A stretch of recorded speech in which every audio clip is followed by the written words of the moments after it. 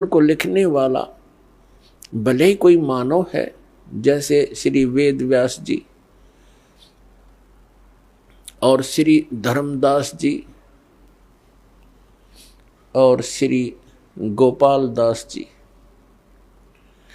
लिखने वाले मानव हैं, लेकिन वो संविधान परमात्मा का है और उस विधान के अनुसार जिसके वचन नहीं है, उस संविधान यानी परमात्मा के विधान ज्ञान अनुसार किसी अन्य व्यक्ति, ऋषि, महर्षि या किसी संत मंडलेश्वर महंत की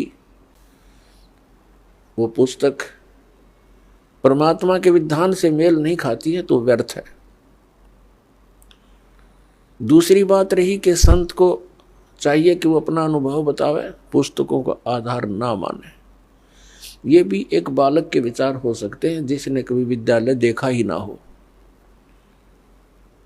जैसे टीचर होते हैं, विद्यालय में पढ़ाते हैं अध्यापक, उनका एक निर्धारित पाठ्यक्रम होता है, सिलेबस कहते हैं उसको।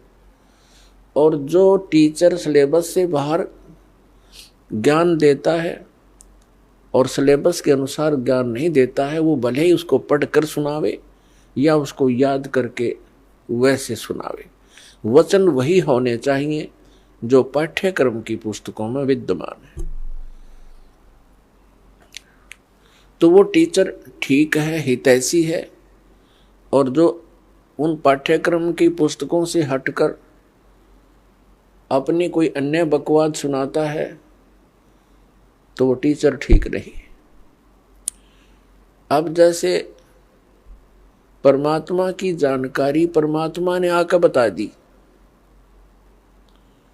और उन्होंने ये भी ज्ञान दे दिया कि तुम ऐसे ऐसे करो जिस कारण से तुम वहां उस स्थान को प्राप्त कर लोगे जहां जाने के बाद फिर लौटकर संसार में कभी नहीं आना पड़ता।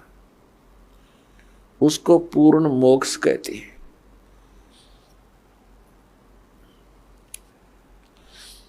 अब कोई कहते हैं कि भगवान के दर्शन हो जाए तो कल्याण हो जाता है। परमात्मा के दर्शन बहुत अच्छी बात है, बड़े पुण्यकर्मी प्राणी को ही हो सकते हैं, लेकिन परमात्मा के दर्शन से कल्याण मोक्ष नहीं होगा।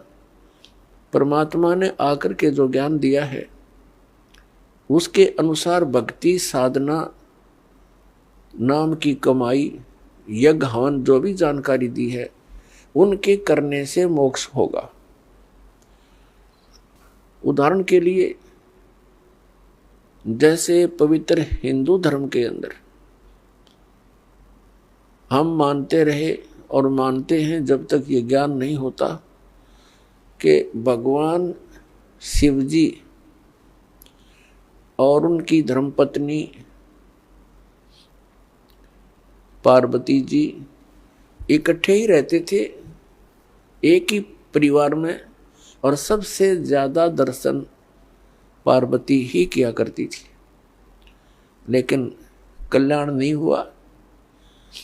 कल्याण हुआ उसका जब उनको भगवान शिव ने वो मंत्र दिया और पार्वती जी ने जाप किया, तब उनका उतना कल्याण हुआ जितना भगवान शंकर जी के द्वारा दिए गए मंत्र से होना है। लेकिन वो कंप्लीट मोक्ष नहीं है। फिर भी जो विषय है उसी से चलते हैं। कहने का भाव ये है कि भगवान के दर्शन पुण्यकर्मी प्राणी को ही होते हैं, लेकिन संत जो बताते हैं, परमात्मा जो ज्ञान देकर जाते हैं, उसके अनुसार साधना करने से ही मोक्ष होगा।